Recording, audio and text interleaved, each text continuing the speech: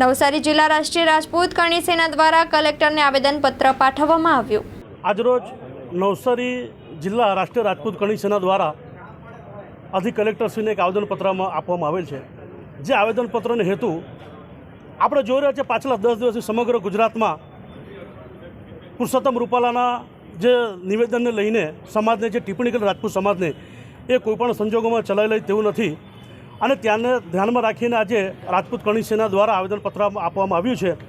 અને અમારે ખાસ એ જણાવવાનું છે કે આ દેશની અંદર જે પાર્ટી હિન્દુઓને લઈને આવી છે તે એમણે ખરેખર ભાન હોવું જોઈએ કે હિન્દુ છે, રાજપૂત છે તો જ હિન્દુ છે।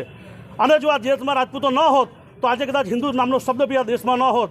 એ ભારતીય જનતા પાર્ટીએ બી જાણી લેવાની જરૂર છે।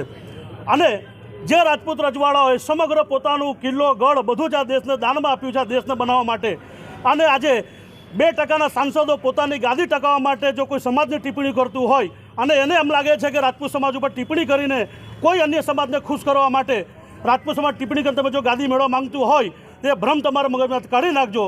આ રાજપૂતોએ આજથી 50-60 વર્ષ પહેલાં બલિદાન આપ્યું છે અને અત્યારે પણ જરૂર પડે તો પોતાના સમાજને સરોસા માટે આપી શકે છે।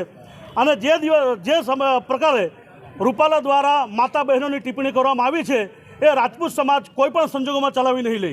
અને ફક્ત ગુજરાત નહીં પરંતુ આખા ભારત દેશમાં 22 કરોડ રાજપૂતો છીએ।